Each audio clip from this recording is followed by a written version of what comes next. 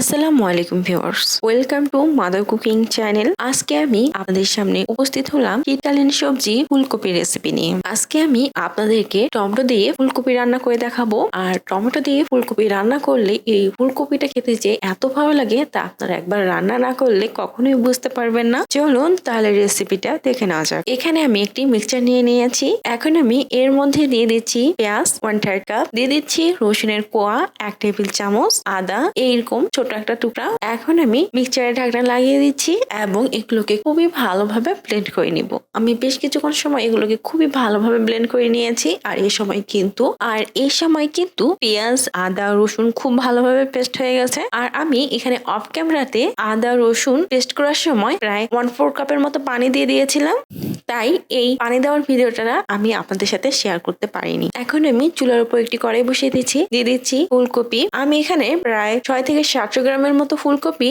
এরকম medium size করে কেটে খুব ভালোভাবে ধুয়ে নিয়েছি। দিয়ে দিচ্ছি টমেটো 4টি, আর আমি প্রতিটি টমেটোকে 4 পিস করে কেটে দিয়েছি। আপনারা চাইলে টমেটোর পরিমাণটা আর একটু বাড়িয়েও দিতে পারেন, আবার কমিয়ে দিতে পারেন। আর আমি এখানে কিন্তু 4 পিস বড় টমেটো ব্যবহার করেছি। আপনারা যদি ছোট টমেটো ব্যবহার করেন তাহলে কিন্তু টমেটোর পরিমাণটা আরো বাড়িয়ে দিতে পারেন। তারপর আমি পেঁয়াজ আদা রসুনের যে পেস্টটা করে রেখেছিলাম সেই পেস্টটা দিয়ে দিচ্ছি ধনিয়া পাতা কুচি 1/4 কাপ, দিয়ে দিচ্ছি লবণ পরিমাণ মতো, চিনি 1 টেবিল চামচ। আমি টমেটোর টকটা ব্যালেন্স করার জন্য এখানে 1 টেবিল চামচ চিনি ব্যবহার করছি। আর চিনি যদি ব্যবহার না করেন তাহলে কিন্তু এর যে পারফেক্ট একটা টেস্ট সেটা কিন্তু আপনারা পাবেন না। দিয়ে দিচ্ছি জিরা গুঁড়া 1/2 চা চামচ, ধনিয়া গুঁড়া 1/2 চা চামচ, হলুদের গুঁড়া 1/2 চা চামচ, মরিচের গুঁড়া 1 চা চামচ, দিয়ে দিচ্ছি সয়াবিন তেল 1/4 কাপ। এখন আমি একটা চামচ দিয়ে এগুলোকে খুবই ভালোভাবে মেরিনেট করে নিব। আমি বেশ কিছুক্ষণ সময় এগুলোকে খুব ভালোভাবে মেরিনেট করে নিয়েছি। এখন আমি এর মধ্যে দিয়ে দিচ্ছি পানি।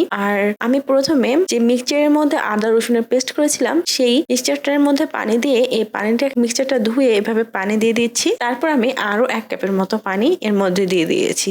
টোটালি আমি এখানে 2 কাপ পানি দিয়েছি। এখন আমি একটা চামচ দিয়ে খুব ভালোভাবে নাড়িয়ে দিচ্ছি। খুব ভালোভাবে নাড়িয়ে দেওয়া হয়ে গেলে আমি কড়াইয়ের ঢাকনা লাগিয়ে দিচ্ছি। আমি কড়াইয়ের ঢাকনা লাগিয়ে এগুলোকে খুবই ভালোভাবে করে নিচ্ছি। আমি বেশ কিছুক্ষণ সময় এগুলোকে কড়াইয়ের ঢাকনা লাগিয়ে খুবই ভালোভাবে কুক করে নিয়েছি। আর এই সময় ফুলকপিটা প্রায় 70% এর মতো কুক হয়ে গেছে, কিন্তু এই সময় কিন্তু এই ফুলকপির মধ্যে অনেকটা ঝোল দেখা যাচ্ছে। আমি এখন ঢাকনা খুলে রেখে এই ফুলটিকে কুক করবো। আর মাঝে মাঝে এই ফুলকপিটাকে কড়াইটা ধরে এভাবে নাড়িয়ে দিব। রান্নার এই পর্যায়ে আপনারা দেখতে পাচ্ছেন যে ফুলকপির যে ঝোলটা রয়েছে তা কিন্তু অনেকটাই শুকিয়ে গেছে, আর এর ঝোলটা কিন্তু অনেকটা গাঢ় হয়ে গিয়েছে। আর এই সময় কিন্তু আমি ভুলেও চামচ দিয়ে নাড়বো না, এই কড়াইটাকে ধরে এভাবে নাড়িয়ে দিচ্ছি। দেখুন ফুলকপিটা কিন্তু সুন্দরভাবে নাড়ানো যাচ্ছে, এতে করে কিন্তু কড়াইয়ের তলানিতে কোনোভাবে ফুলকপিটা পোড়া লেগে যাবে না বা দাগ লেগে যাবে না। আমি এভাবে বেশ কিছুক্ষণ সময় ফুলকপিটাকে রান্না করে নিয়েছি। এ সময় এর মধ্যে কি দেখুন খুব সুন্দর একটা গ্রেভি তৈরি হয়ে গেছে, আর গ্রেভিটা কিন্তু অনেকটাই গাঢ় হয়ে গিয়েছে। এখন আমি চুলাটি অফ করে দিব।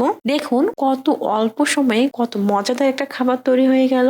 আর এই খাবারটা তৈরি করতে কিন্তু পরিশ্রম অনেক কম হয়। প্রিয় দর্শক, এই ছিল আমাদের আজকের রেসিপি। মাদার কুকিং চ্যানেলের আরো এক্সাইটিং রেসিপি নিয়ে আপনাদের সামনে আবার উপস্থিত হব।